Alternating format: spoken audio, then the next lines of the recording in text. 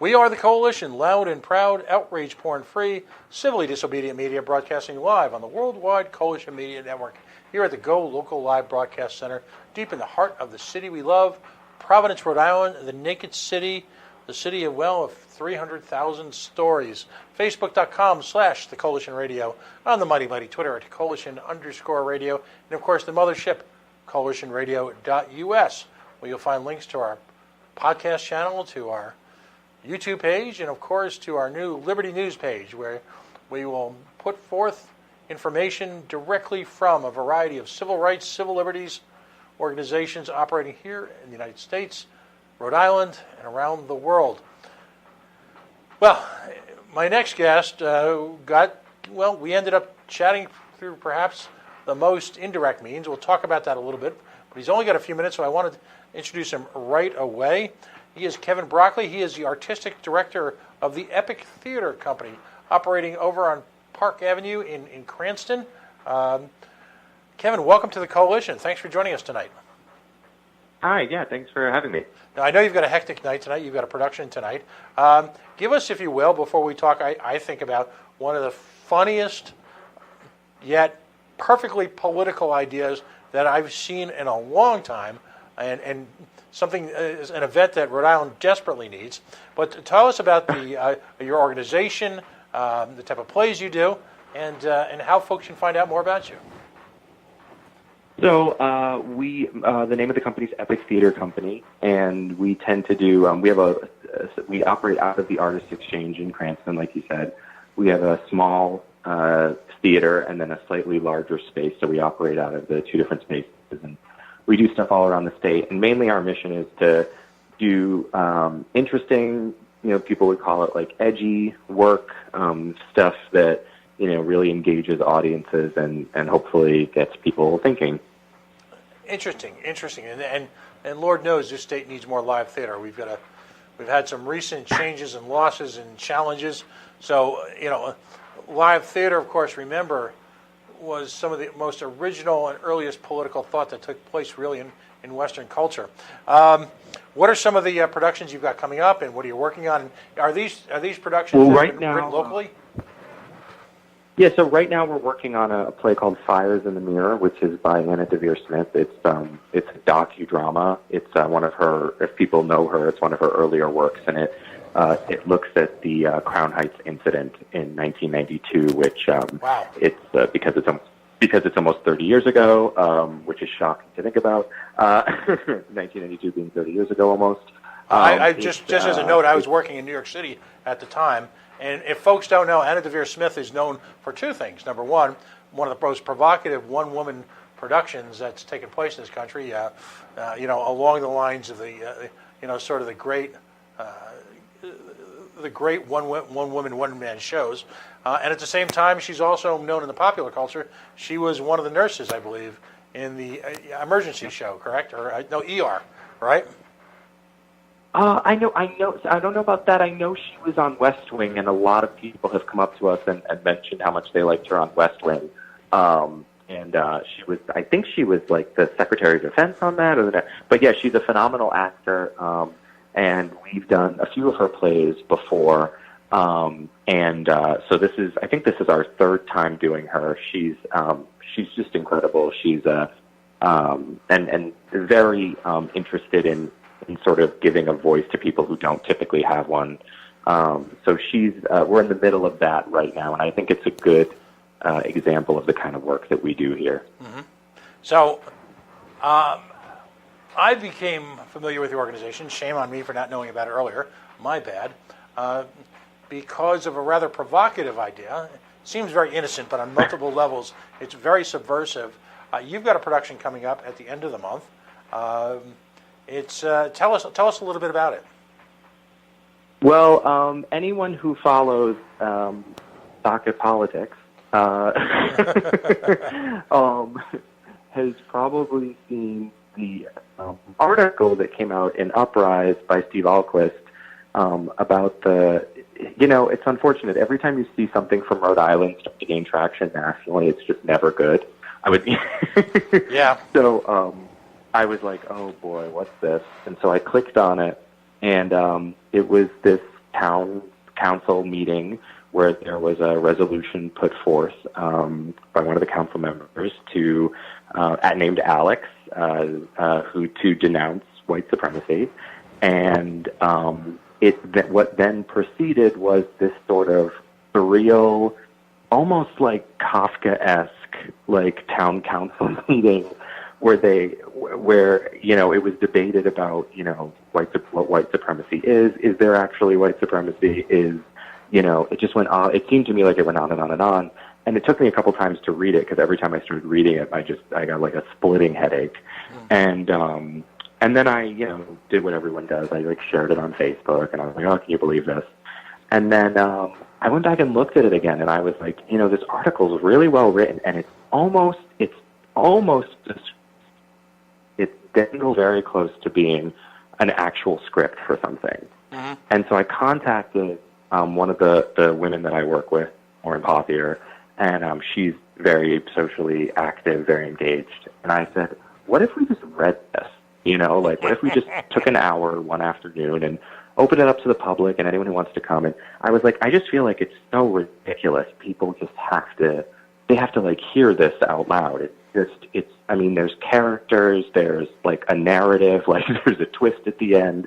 It's just really unbelievable. And I have to admit, we do a lot of kind of out there stuff here, but a lot of the stuff that we do is just because ultimately at the end of the day, we're a bunch of wise asses. Right.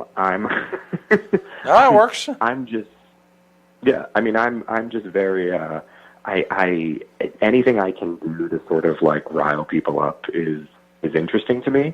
But I really thought, I said, we'll do it. We'll put it out there, but we're not going to publicize it too much, not because we don't want people to know, but just because we get. Oh, you still there, bud? I'm sorry? Okay, we lost you there for a second. So you were mentioning that you didn't want to publicize it, yet it seems to be going Rhode Island viral.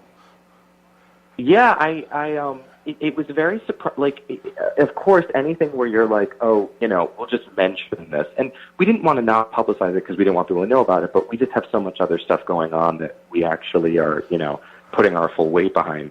And so as soon as I posted it and then I saw it start to get, people were like, oh, I'm going to this, I'm going to this. Maybe there was something to this after all. It's in the vein of a lot of theaters around the country have been reading the Mueller report because, the theory is people don't read. Right. We were kind of piggybacking off that idea. But the funniest part to me is that now people in different cities are sending me like transcripts of town council meetings. Just, and I was like, oh, let's just be clear. We're not turning into the town council theater. Like, that's not, you can just go to your town council meetings free. Like, you can see the real deal. That's why God invented public access TV. And we have a saying for it here. We cover some of the town councils. We call it either the theater of the absurd, or my favorite, personally, is town councils gone wild. Because number one, as someone who finds great humor in myself, I look at some of these meetings and I'm not sure the pomposity, the self-absorption, the outright stupidity. I think it's one of these situations where there's a tendency to mistake people for laughing with them as opposed to what's really happening, because they're laughing at them. Yeah, exactly. We see town councils around the state redefining basic laws just basically on the whim of one of their constituents, or maybe they wake up one day and just decide to effectively establish martial law in a community. It'd be funny if it wasn't so serious, but why I love this idea is that Woonsocket in particular, and we've had Alexander Kithis on the show a number of times, both in his early capacity as a blogger and then as a candidate. There seems to be this kind of unholy obsession that the Woonsocket City Council has with Alexander Kithis, who's otherwise a remarkably bright, articulate young man who takes great passion in human rights. One of the reasons why he developed such an early constituency amongst the progressive movement in the state. and yet they just see him as sort of this the invading horde. They're obsessed with the guy. I mean, Well, yeah, this meeting that they documented, someone told me this was his first meeting, or this was like his first, day on the job or something. And I was just like, well, I don't know if that's accurate, but it does have that like tone to it of like a group of people who were like going to battle. It just sounded like they were just prepared to just attack at the ready. Right.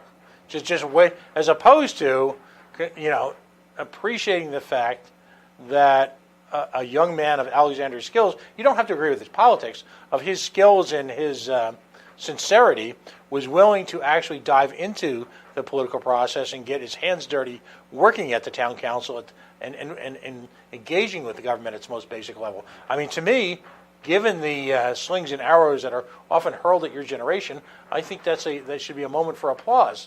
You don't have to like his politics to appreciate the fact that participatory democracy needs to be beyond guys who look like me. It's compelling stuff. I mean, my first question when I heard you were doing it was there was an opening for an overweight, middle-aged curmudgeon who's self-absorbed and willing to, obviously, like you can see, talk endlessly. At the same time, I also wonder if there's an opportunity for any interpretive dance to be performed as part of the production.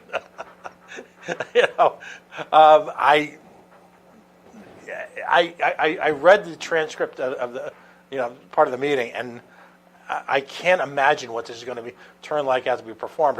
Or they talk about the veil between the actors and the audience. Are you going to be able to maintain a straight face while doing this performance?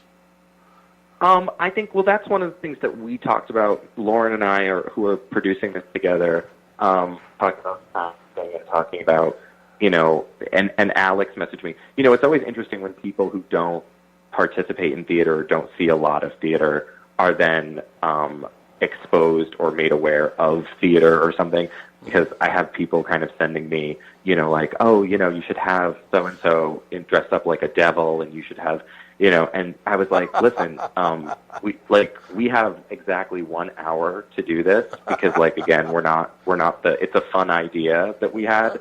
So I'm like, we're going to set up 7 chairs and we're going to let the script speak for itself.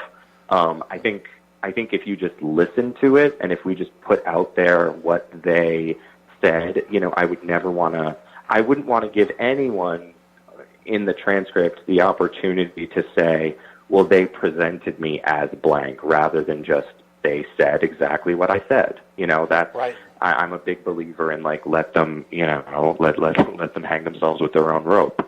Right. So that's kind of what we're going into thinking. I think it's a better script than most playwrights could write.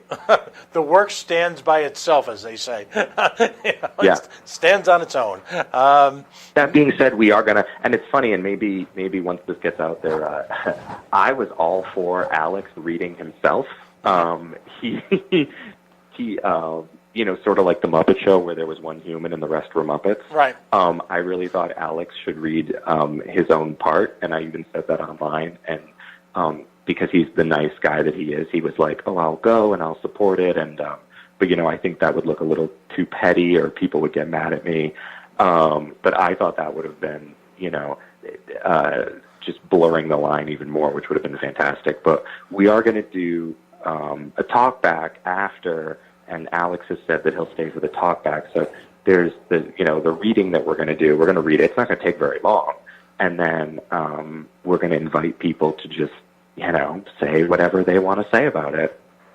And by the way, if you've spent as much time as I have up here at Halitosis Hall, a.k.a. the State House, or at city council meetings, you'll come to understand that the Muppet analogy is quite adroit and quite on target on your behalf. So congratulations. And I'm not just thinking about the 2 old guys up in the balcony either. Waldorf and Statler. Yeah, no, that's outstanding.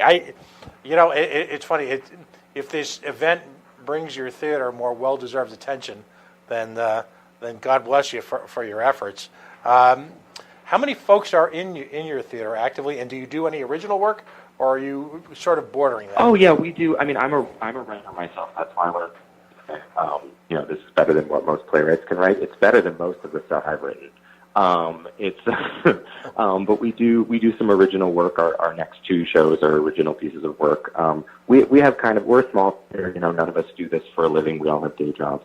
So, people kind of come in and out, and it's going to be very interesting when we figure out who's going to be reading who, because we have a really great, talented pool of actors to pull from, and we're sort of figuring out now that people are actually planning to go to this. I really, truly thought I was going to. We've done kind of weird stuff in the past, and it's always hit or miss. Either it really takes off or nobody shows up. And for whatever reason, I just thought we're going to do this and nobody's going to show up, but that's okay because we're just doing it for the hell of it. So now that it looks like people are actually going to attend, and by the way, I invite the other council members if they want to come. I think it can actually be very enlightening to see yourself performed on stage. I never want to see myself performed. I just never want to see anyone be me. It would be ugly. Yeah, it's not something I would want to see happen. But as like you said, a lot of these things happen in a bubble. They happen in isolation. They happen when no one's watching. I think it would benefit them to see what happens when they're. We're also planning to stream the whole thing on Facebook. Okay. It's so funny because in the theater world, you have to be careful because everything's copywritten and most of it we do is owned by someone else. So it's very liberating that like all of this is public record and we just do whatever we want with it. It's like, God, I should,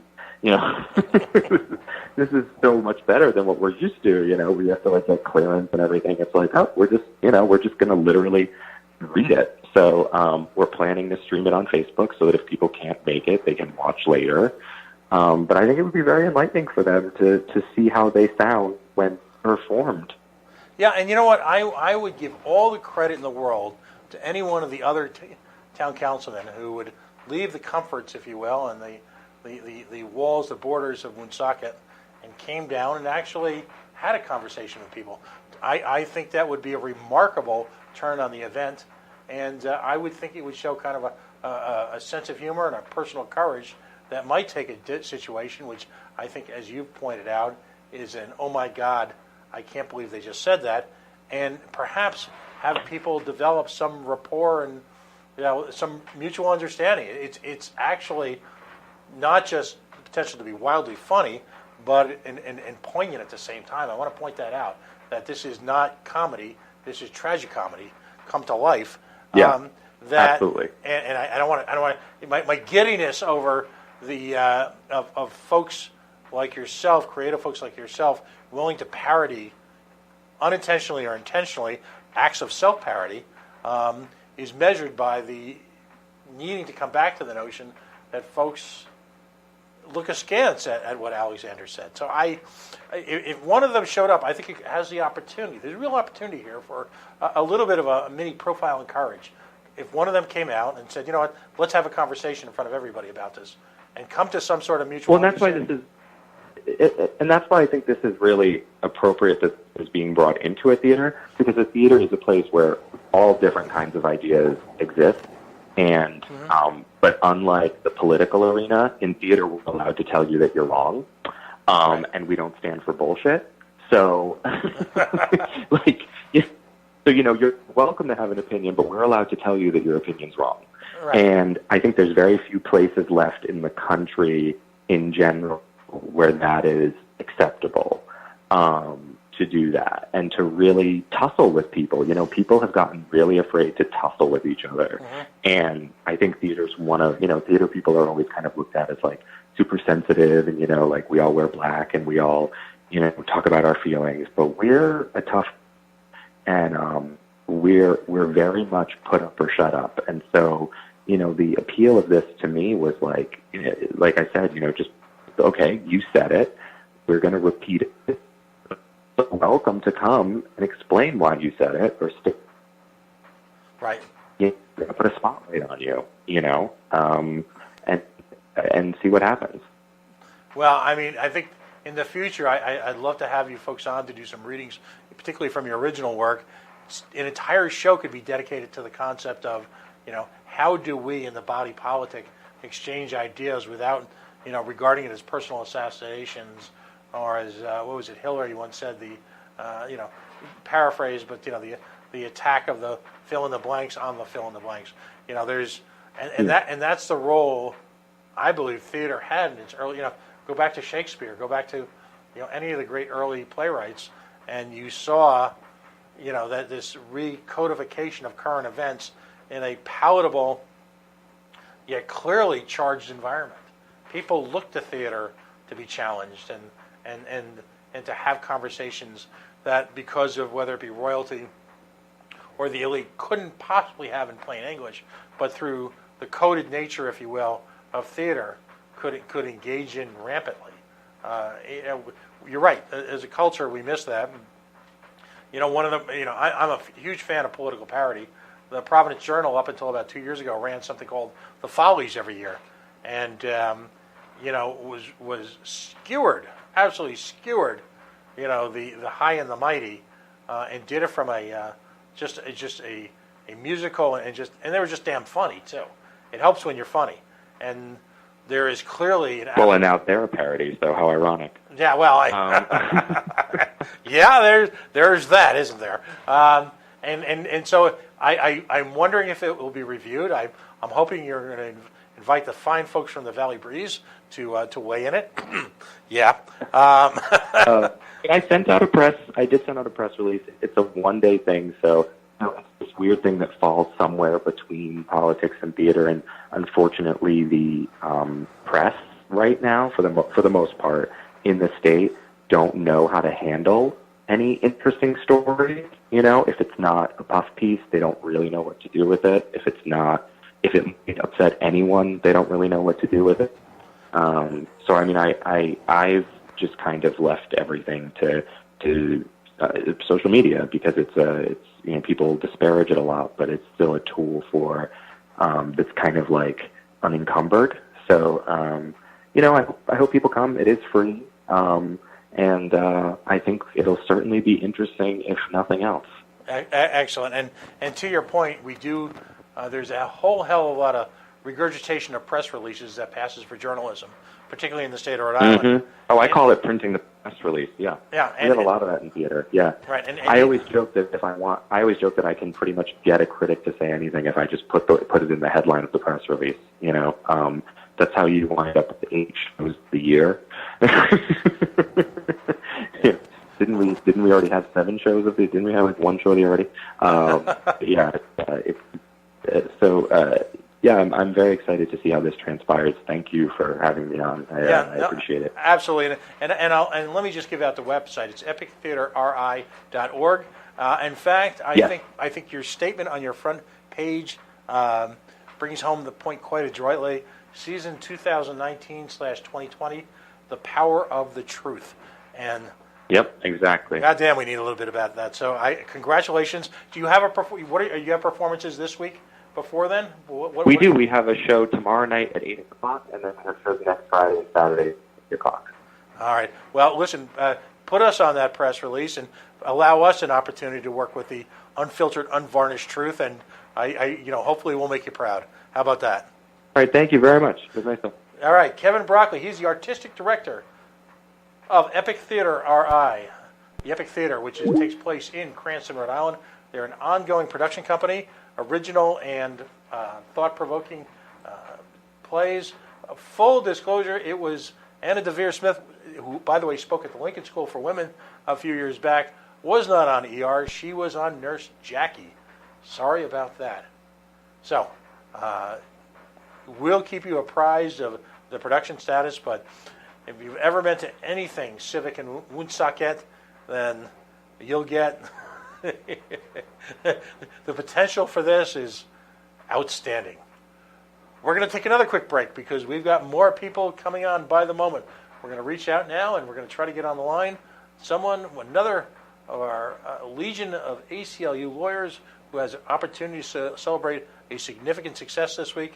We are the Coalition, loud and proud, outrage porn-free, civilly disobedient media broadcasting live on the worldwide Coalition Network here at the Go Local Live Broadcast Center, deep in the heart of the city we love, Providence, Rhode Island. Facebook.com/The Coalition Radio.